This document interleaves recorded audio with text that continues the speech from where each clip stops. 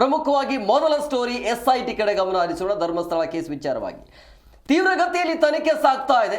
ಈ ಧರ್ಮಸ್ಥಳದ ಷಡ್ಯಂತ್ರದ ಹಿಂದೆ ಯಾರಿದ್ದಾರೆ ಅನ್ನೋದ್ರ ಬಗ್ಗೆ ಈಗ ತನಿಖೆ ಅಂತೂ ಆಗ್ತಾ ಇದೆ. ಅವರಿಗೆ ಡವಡವ ಅಂತೂ ಶುರುವಾಗಿದೆ. ಯಾವಾಗ ಒಂದು ಬುರುಡೆ ಗ್ಯಾಂಗ್ ಅನ್ನು ಕಟ್ಕೊಂಡು ಈ ರೀತಿಯಾಗಿ ಅಪಪ್ರಚಾರವನ್ನು ಮಾಡಲಾಗಿತ್ತಲ್ಲ, ಈಗ ಒಂದೊಂದು ಅಂಶವೂ ಕೂಡ ಹೊರಗಡೆ ಬರ್ತಾ ಇದೆ. ಧರ್ಮಸ್ಥಳ ವಿರುದ್ಧದ ಷಡ್ಯಂತ್ರದ ಬೆನ್ನು ಬಿದ್ದಿರುವಂಥದ್ದು SIT. ಅಪಪ್ರಚಾರದ ಸಂಚು ರೂಪಿಸಿದವರಿಗೆ ಈಗ ಡವ ಶುರುವಾಗಿದೆ. ಚಿನ್ನಯ್ಯ, ಸುಜಾತ ಭಟ್ ಕೇವಲ ಪಾತ್ರಧಾರಿಗಳು. ಧರ್ಮಸ್ಥಳ ಷಡ್ಯಂತ್ರದ ಹಿಂದೆ ಈ ಬುರುಡೆ ಗ್ಯಾಂಗ್ ಇದೆ ಅನ್ನೋದು ಕೂಡ ಗೊತ್ತಾಗ್ತಾ ಇದೆ. ಕೇವಲ ಒಂದೇ ಗ್ಯಾಂಗ್ ಅಲ್ಲ, ನೂರಾರು ಜನ ಇದ್ದಾರೆ ಅನ್ನೋದು ಶಂಕೆ ಕೂಡ ಇದೆ. ದಿನಕ್ಕೊಂದು ನಾಟಕ, ಕ್ಷಣಕ್ಕೊಂದು ಪ್ಲಾನ್ ಅನ್ನು ಕೂಡ ಇವರು ಮಾಡ್ತಾ ಇದ್ರು. ಯೂಟ್ಯೂಬರ್ ಮುಂದೆ ಬಿಟ್ಟು ಈ ರೀತಿಯಾಗಿ ಮಹಾ ಷಡ್ಯಂತ್ರವನ್ನ ಮಾಡಿದ್ರು ಅನ್ನೋದು ಮೇಲ್ನೋಟಕ್ಕೆ ಗೊತ್ತಾಗ್ತಾ ಇದೆ. ಸೊ ಹಂಗಾಗಿ ತೀವ್ರಗತಿಯಲ್ಲಿ ತನಿಖೆ ಅಂತೂ ಸಾಗ್ತಾ ಇದೆ. ಸೊ ಬಹಳ ಅಂದ್ರೆ ಬಹಳ ಪ್ರಮುಖ ಘಟ್ಟಕ್ಕೆ ತಲುಪ್ತಾ ಇರುವಂಥದ್ದು ಈ ಒಂದು ತನಿಖೆ. ಕಾದು ನೋಡಬೇಕಾಗತ್ತೆ, ಯಾಕೆ ಈ ರೀತಿಯಾಗಿ ಧರ್ಮಸ್ಥಳವನ್ನು ಇವರು ಟಾರ್ಗೆಟ್ ಮಾಡಿದ್ರು. ಧರ್ಮಸ್ಥಳ ಟಾರ್ಗೆಟಾ, ಧರ್ಮಾಧಿಕಾರಿ ಟಾರ್ಗೆಟಾ, ಹಿಂದೂಗಳ ಟಾರ್ಗೆಟಾ, ಇದೆಲ್ಲವೂ ಕೂಡ ಹೊರಗಡೆ ಬರಬೇಕಲ್ವಾ? ಅಥವಾ ಆಸ್ತಿಯ ಕಲಹ ಏನಾದರೂ ಇದೆಯಾ? ಇದೆಲ್ಲವೂ ಕೂಡ ತನಿಖೆ ಆಗಬೇಕಾಗತ್ತೆ. ತನಿಖೆ ಆಗ್ತಾ ಇದೆ ನಿರಂತರವಾಗಿ. ಈ ಬುರುಡೆ ಮ್ಯಾನ್ ಏನಿದ್ದಾನೆ, ಈತನ ವಿಚಾರಣೆ ನಿರಂತರವಾಗಿ ನಡೀತಾ ಇದೆ. ಸೊ ಈತನ ಹಿಂದೆ ಒಂದು ದೊಡ್ಡ ಗ್ಯಾಂಗ್ ಇದೆ ಅನ್ನೋದು ಕೂಡ ಗೊತ್ತಾಗಿದೆ. ಸೊ ಆ ಗ್ಯಾಂಗ್ ಯಾರು, ಏನು, ಎತ್ತ, ಎಲ್ಲಿಂದ ಪ್ಲಾನ್ ಮಾಡ್ಕೊಂಡು ಬಂದಿದ್ದಾರೆ, ಯಾಕೆ ಪ್ಲಾನ್ ಮಾಡಿದ್ದು ಅನ್ನೋದು. ಮತ್ತೊಂದು ಕಡೆ ಸುಜಾತ ಭಟ್, ಈ ಅಜ್ಜಿಯ ಕಥೆನೇ ಬೇರೆ. ಸೊ ಹಂಗಾಗಿ ಈ ಅಜ್ಜಿಯನ್ನಂತೂ ಬಿಡೋಕೆ ಸಾಧ್ಯನೇ ಇಲ್ಲ.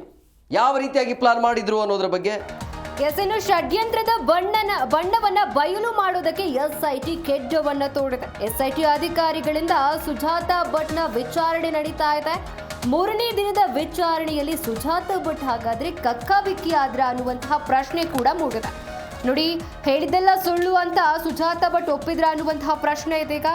3ನೇ ದಿನವೂ ಕೂಡ ಒಬ್ಬಂಟಿಯಾಗಿ ವಿಚಾರಣೆಗೆ ಹಾಜರಾಗಿದ್ದಾರೆ ಸುಜಾತ ಭಟ್.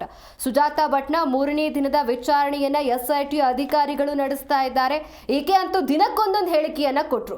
ಮೊದಲು ಬಂದು ನನ್ನ ಮಗಳು 2003ರಲ್ಲಿ ಕಾಣೆಯಾದ್ಲು, ಧರ್ಮಸ್ಥಳಕ್ಕೆ ಭೇಟಿಯಾದ್ರು ಅಂತ ಹೇಳಿದ್ರು. ತದನಂತರ ಬಂದು ಆಕೆ ನನ್ನ ಮಗಳೇ ಅಲ್ಲ, ನನಗೆ ಯಾರೋ ಒಬ್ರು ಹೆದರಿಸಿದ್ರು, ಸೊ ಹಾಗಾಗಿ ನಾನು ಇದೊಂದು ಸೃಷ್ಟಿ ಮಾಡಿಕೊಂಡಿರುವಂತಹ ಕ್ಯಾರೆಕ್ಟರ್ ಅಂತ ಹೇಳಿದ್ರು. ತದನಂತರ ಬಂದು ನನಗೆ ಯಾರೋ ಬೆದರಿಕೆ ಹಾಕಿದ್ರಿಂದ ನಾನು ಮತ್ತೆ ಸುಳ್ಳು ಹೇಳಿದೆ ಅಂತ ಹೇಳಿದ್ರು. ದಿನಕ್ಕೊಂದೊಂದು ಹೇಳಿಕೆಯನ್ನ ಕೊಟ್ಟಂತಹ ಈ ಅಜ್ಜಿಯ ವಿಚಾರಣೆ ನಡೀತಾ ಇದೆ. ಇವತ್ತು 3ನೇ ದಿನದ ವಿಚಾರಣೆ. ಮೊದಲನೇ ದಿನದ ವಿಚಾರಣೆಯಲ್ಲಿ SIT ಅಧಿಕಾರಿಗಳು ಈಕೆಗೆ ಅನನ್ಯ ಭಟ್ಗೆ ಸಂಬಂಧಿಸಿದಂತಹ ಒಂದಿಷ್ಟು ಡಾಕ್ಯುಮೆಂಟ್ಸ್ ನ ಸಬ್ಮಿಟ್ ಮಾಡೋದಕ್ಕೆ ಹೇಳಿದ್ರು. 2ನೇ ದಿನವೂ ಕೂಡ ವಿಚಾರಣೆ ನಡೀತು. 2ನೇ ದಿನದ ವಿಚಾರಣೆಯಲ್ಲಿ ನನ್ನನ್ನ ಬಿಟ್ಟು ಬಿಡಿ ಅಂತ ಸುಜಾತ ಭಟ್ ಕಣ್ಣೀರನ್ನ ಹಾಕಿದ್ರು. ಇವತ್ತು 3ನೇ ದಿನದ ವಿಚಾರಣೆ ಕೂಡ ನಡೆದದ್ದು.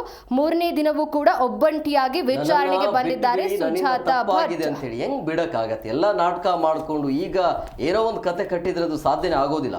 ಮರ್ಡರ್ ಮಾಡಿಬಿಟ್ಟು ನಾವು ಮರ್ಡರ್ ಮಾಡಿಬಿಟ್ಟಿದ್ದೀನಿ, ಒಪ್ಕೊಂಡಿದ್ದೀನಿ, ನನ್ನ ಶಿಕ್ಷೆ ಕೊಡಬೇಡಿ ಅಂತ ಹೇಳಿದ್ರೆ ಹಂಗೆ ಆಗಲ್ಲ.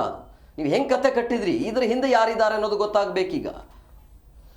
ಇಷ್ಟು ಜನ ಹೇಳಿರುವಂತಹ ಸುಳ್ಳಿಂದ ಎಷ್ಟೆಲ್ಲ ಪರಿಸ್ಥಿತಿಗಳು ಉಂಟಾಗಿದೆ ಅಂತ ಹೇಳಿದ್ರೆ ನೋಡಿ, ಆತ ಫಸ್ಟ್ ಬಂದು 13 ಸ್ಥಳ ಅಂತ ಹೇಳ್ತಾನೆ, ತದನಂತರ ಬಂದು 17 ಸ್ಥಳ ಅಂತ ಹೇಳ್ತಾನೆ. ಅದಷ್ಟನ್ನು ಕೂಡ ಶೋಧ ಕಾರ್ಯ ನಡೆಸಲಾಗುತ್ತೆ. ಆಮೇಲೆ ಈಕೆ ಬಂದು ದಿನಕ್ಕೊಂದೊಂದು ಹೇಳಿಕೆಯನ್ನ ಕೊಟ್ಟಿದ್ದಾರೆ. ಇವತ್ತು ಸೌಜನ್ಯ ತಾಯಿ ಕೂಡ ಕಂಪ್ಲೇಂಟ್ ಕೂಡ ಮಾಡಿರುವಂತ. ಅಂದ್ರೆ ಯಾಕೆ ಕಂಪ್ಲೇಂಟ್ ಆಗಿದೆ ಅಂತ ಹೇಳಿದ್ರೆ 2014ರಲ್ಲಿ ಈತ ಚಿನ್ನಯ್ಯ ಕೆಲಸ ಬಿಟ್ಟನಲ್ಲ, ಸೌಜನ್ಯ ಘಟನೆ ಏನಾಗಿದೆಯಲ್ಲ, ಈ ಘಟನೆ ಈತನಿಗೆ ಗೊತ್ತಿರಬಹುದು. ಹಾಗಾಗಿ ಈತನಿಗೆ ಮಂಪರು ಪರೀಕ್ಷೆ ಮಾಡಬೇಕು ಅನ್ನುವಂಥ ದೂರು ಅದು ಆಗಲೇಬೇಕು. ಇದು ಆರಂಭದಲ್ಲಿ ಆಗಬೇಕಾಗಿತ್ತು ಮಂಪರು ಪರೀಕ್ಷೆ. ಬಹುಶಃ ಈ ಕಂಪ್ಲೇಂಟ್ ಆದ ನಂತರ ಈತನಿಗೆ ಮಂಪರು ಪರೀಕ್ಷೆಗೆ ಒಳಪಡಿಸುವಂತ ಎಲ್ಲ ಸಾಧ್ಯತೆ ಇದೆ.